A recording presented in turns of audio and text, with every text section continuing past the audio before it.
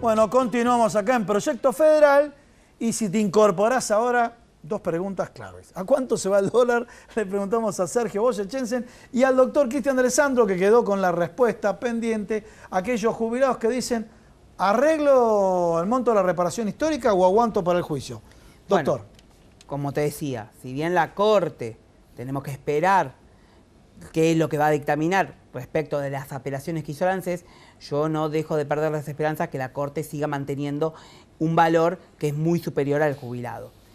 En cuanto a la reparación histórica, para el que tiene juicio y tiene que pensar cuáles son los pros y los contras de aceptar.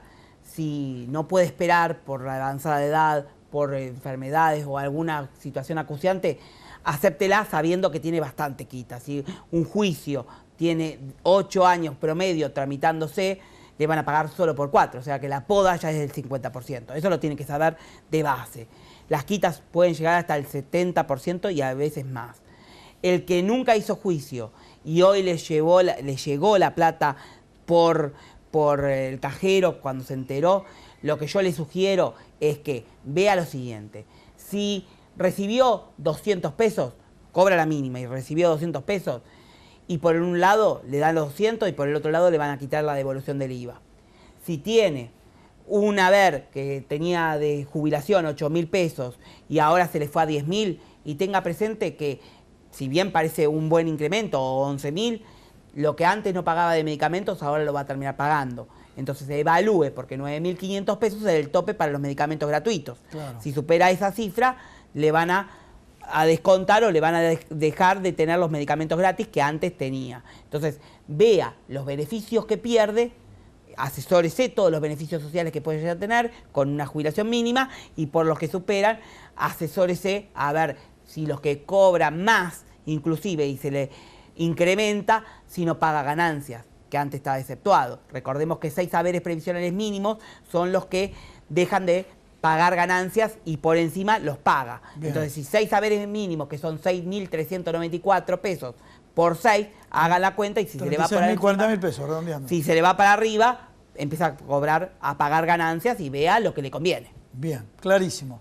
Bueno, dice la pregunta, bien, no sé si la más complicada o no. Algunos dicen, bueno, después de las elecciones se va a 20. ¿Cuál es tu opinión? Me refiero al dólar, al tipo de cambio. A ver, lo voy a contestar sí, en función de la metáfora esta que hicimos respecto al endeudamiento, sí, y el puente y demás. Yo creo que pasadas las elecciones, sí, es muy probable que el gobierno hoy, creo que el único plan que tiene, lo dijo Broda, ¿no? Que uno no va a decir que es un economista del Partido Obrero, digamos, sí, que dijo no solo que no hay plan B, sino que ni siquiera hay plan A. Yo creo que el único plan que hay es el endeudamiento, el que charlábamos en base hacia dónde va. Si ese endeudamiento se mantiene, es muy probable que el dólar tienda a apreciarse, digamos, ¿no? O sea, corte esta tendencia alcista mientras caminemos por el puente, digamos. El gran tema es si ese puente no va hacia ningún lado, como presumiblemente parece que va a pasar. El gran tema es hasta cuándo me van a seguir financiando, hasta cuánto voy a poder acceder a los dólares. Recordemos que en octubre del 2001, Federico Sturzenegger, el actual presidente del Banco Central, dijo que el sistema financiero argentino era el más sólido del mundo, que cumplía las normas de Basilea Plus y bla, bla, bla, bla, bla. O sea, y 2 meses después estábamos todos golpeando la puertita de los bancos, digamos, ¿no? Y, o sea, y en ese momento la única salida, o sea, el propio ajuste que dio el mercado fue una fuerte devaluación que licuó el 40% de los salarios reales. Entonces, ¿hacia dónde va el dólar? Yo creo que mientras las posibilidades de endeudamiento estén activas, el dólar va a tender o a mantenerse o una leve apreciación para que sirva incluso al gobierno como ancla de precios, para que no se dispare precios. Después, la gran pregunta es qué puente estoy construyendo con la deuda y hacia dónde voy, digamos, ¿no? Yo creo que estamos en el andén equivocado, digamos. Sergio, muchísimas gracias. Equivocado. Cristian, muchísimas gracias, señores. Ahora sí pasamos a la otra parte del estudio.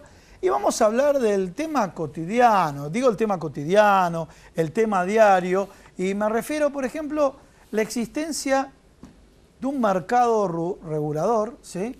El mercado central, en nuestro país, y estamos presentando ya mismo a Carlos Antífora Aguirre, secretario general de Trabajadores Rurales. Tu gremio tiene 18.000 trabajadores, y vos estás muy ocupado y preocupado de lo que puede pasar o no con el mercado central. Contanos un poco ¿Qué es lo que pasa? Claro, lo que pasa, también tenemos la Secretaría de Derechos Humanos de la CGT de La Matanza, que no te había comentado. El tema es este, el mercado central afecta directamente a los rurales. Sí. Porque ¿qué pasa? Todo el país rural, del pequeño y mediano productor, está mirando de poder comercializar en el mercado central. ¿Por qué?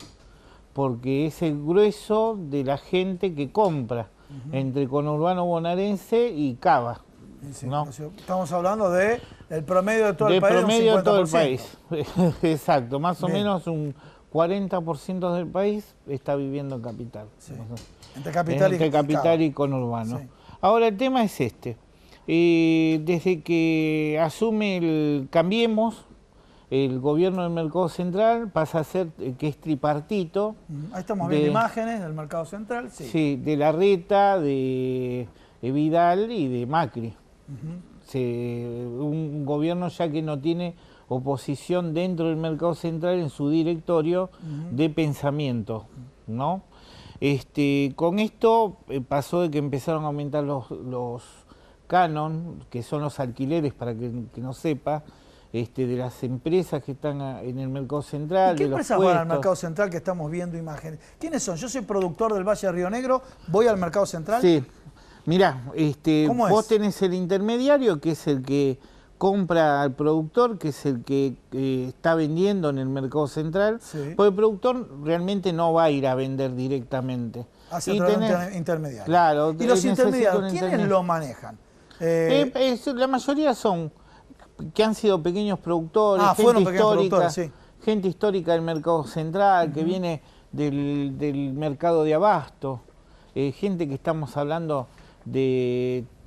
Hay una persona de 43 años de venta, de conocimiento, viene del abasto, hay gente de muchos años, algunas empresas que tienen que ver con el tema de todo lo que es la fruta y la verdura, y después hay otros rubros, y hay algún par de mercados grandes, y bueno, está instalada en una parte que en su momento instalaron Coca-Cola, en otra parte la Dole, que es una empresa grande de importación de bananas, tenés a Diarco ahí adentro, tenés por ejemplo otra empresa, Ecosol, que fabrica todo lo que es calefacción a mínimo consumo para todo el país, y así esas empresas... Un excelente producto. Sí, y esas empresas ayudaron a hacer crecer el central, a ir creciendo.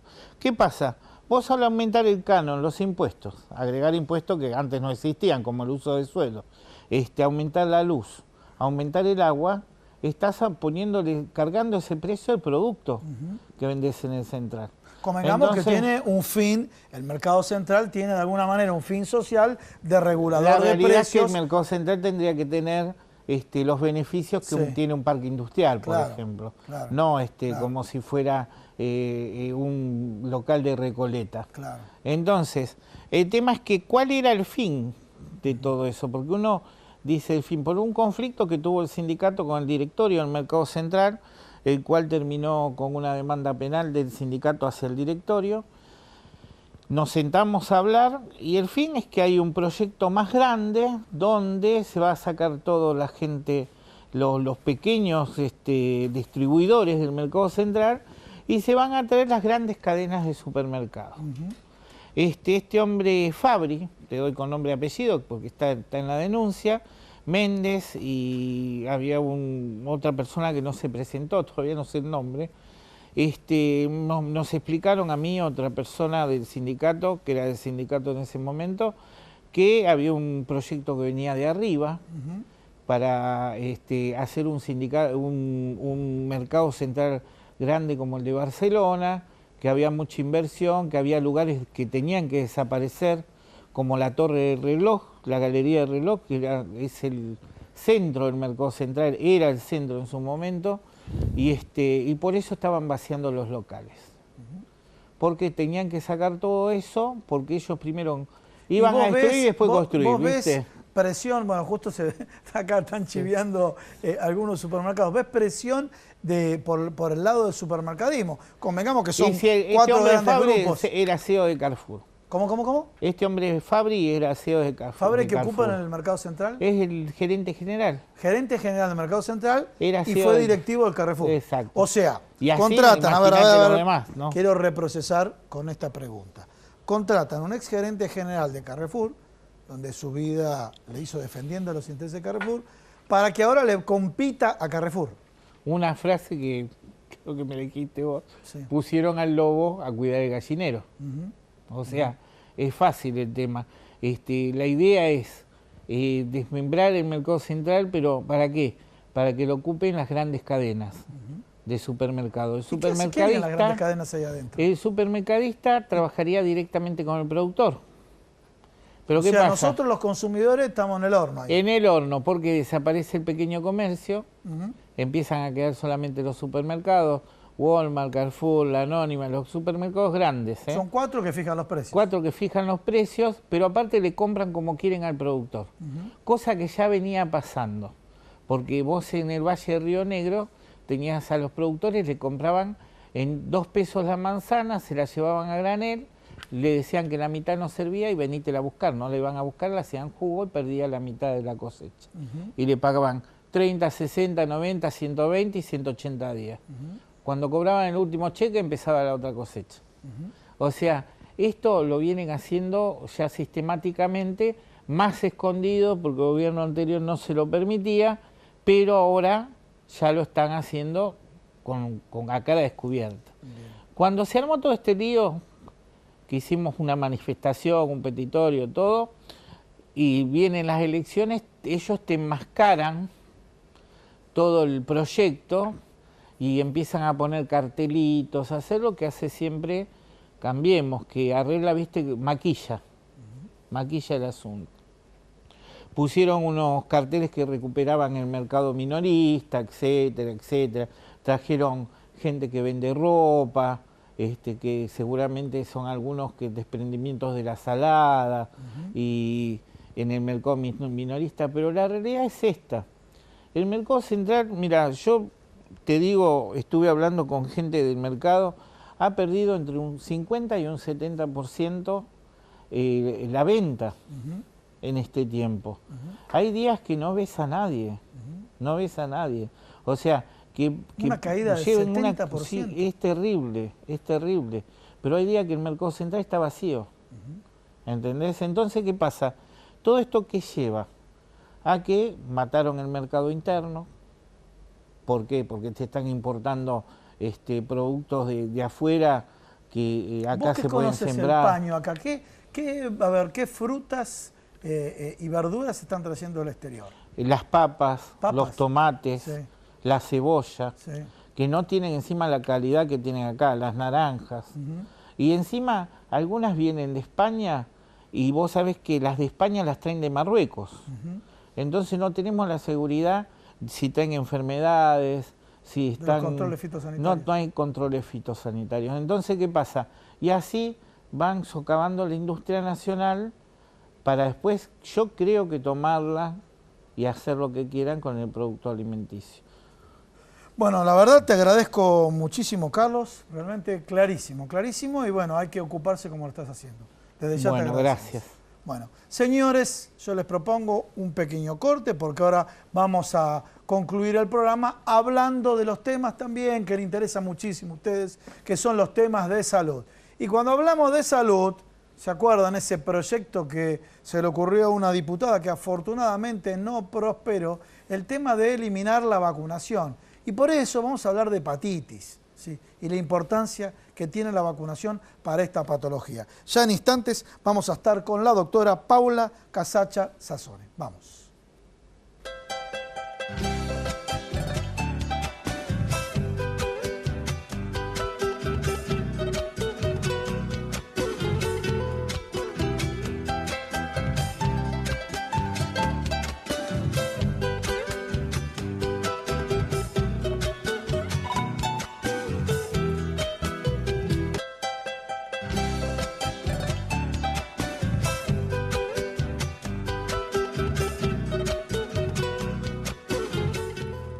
Bueno, cerramos el programa abordando los temas de salud, ¿no? Porque es muy importante en el día a día, y el objetivo de este programa, acercarles distintos aspectos que están vinculados a tu salud. Estamos con la doctora, ya la presenté, Paula Casacha Sazón, muchas gracias, por venir al programa. Gracias. Bueno, a ver, vacunación, hepatitis. Primera aclaración para de alguna manera este tema de la autoinmunidad. ¿Puede decir lo que se puede dar con la hepatitis o hay que vacunarse? No, hay que vacunarse. ¿Sí? Sí. O sea, es contundente. Sí, sí, porque es la principal herramienta que tenemos para poder prevenir la enfermedad. Bien, contanos un poco entonces qué es la hepatitis, bueno, las características. Sí, la hepatitis básicamente es una inflamación. Nosotros sabemos que hepatitis es inflamación, entonces lo que sucede es que el hígado está inflamado. Sí. El hígado se puede inflamar por un montón de motivos, ¿no? Entre ellos están las causas virales, que conocemos todos, que son la hepatitis A, la hepatitis B, que son para las que tenemos herramientas para poder prevenir la enfermedad.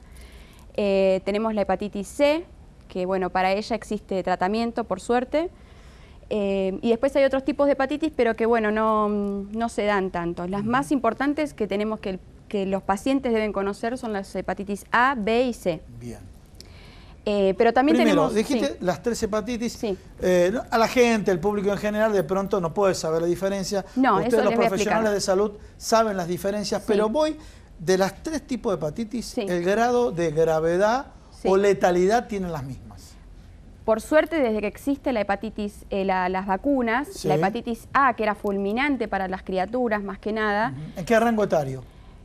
¿En qué edades? No, para las criaturas en general, desde Bien. los nenitos recién nacidos hasta la edad pediátrica, ¿no? Bien. Para ellos era fulminante, eso se pudo erradicar, no del todo, pero se pudo erradicar. Sí. La hepatitis A se contrae mayoritariamente, bueno, cómo se contagia es a través de los alimentos o las aguas que están contaminadas.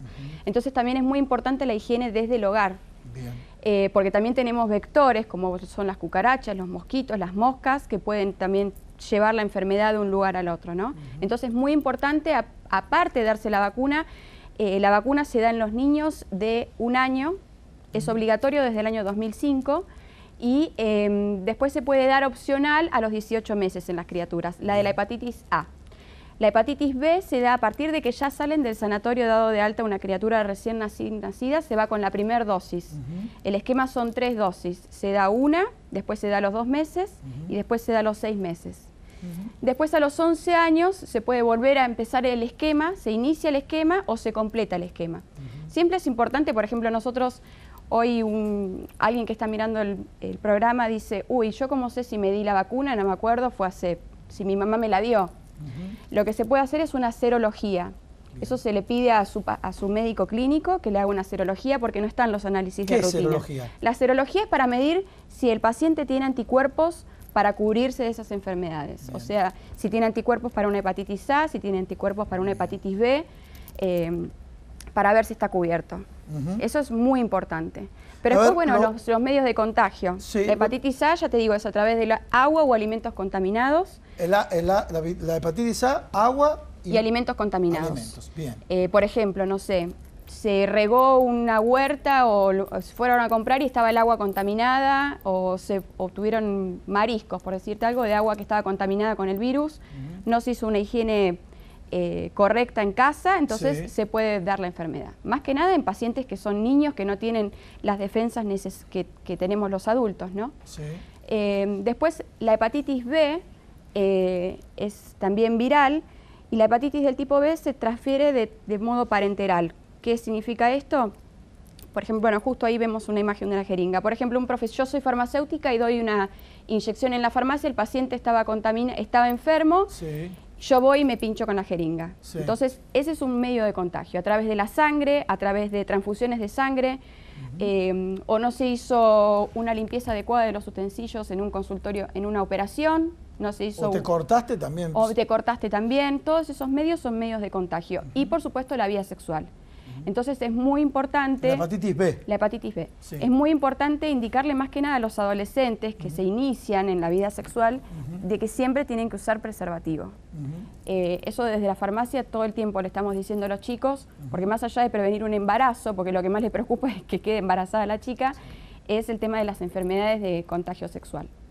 Y la hepatitis C también es por vía parenteral, La hepatitis C no hay vacuna, pero sí hay tratamientos que son un 90% efectivos. Es difícil acceder a los tratamientos, pero la gente tiene que saber que son gratis. Lamentablemente las obras sociales, las prepagas y demás demoran mucho en dar los medicamentos.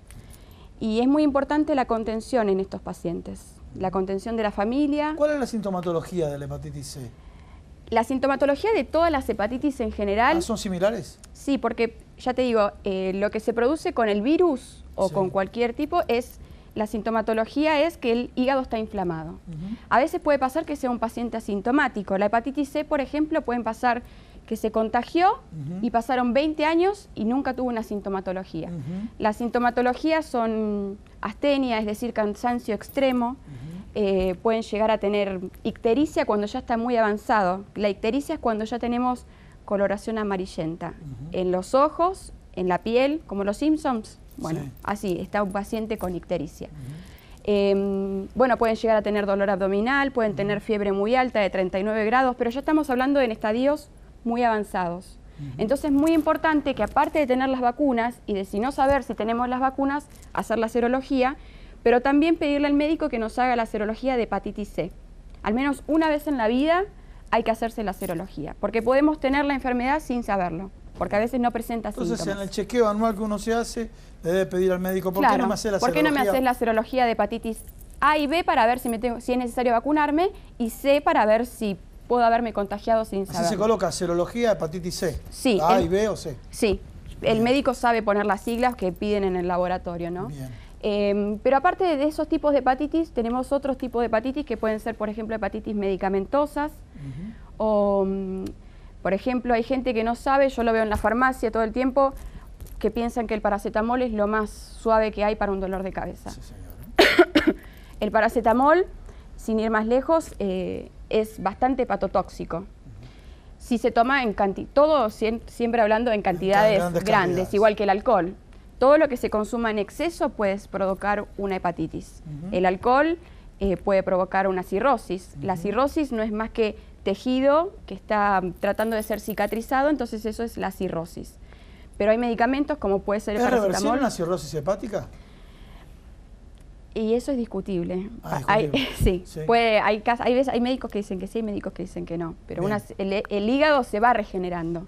Pero depende de que hay que ver el grado de cirrosis del que estamos hablando, ¿no? Por ejemplo, ya te digo, un paciente que tiene hepatitis C, se contagió y pasaron 20 años para que le haga el diagnóstico, cuando le hacen el diagnóstico ya tiene una hepatitis crónica. Claro. Se puede convivir con la enfermedad cuando ya se hace crónico, pero la hepatitis C tiene un tratamiento de por lo menos 6 semanas, llega a ser 6 meses de tratamiento y es reversible. Bien. Así que... Bueno, hacemos una síntesis, ¿sí? Sí. Forma de prevención, primero.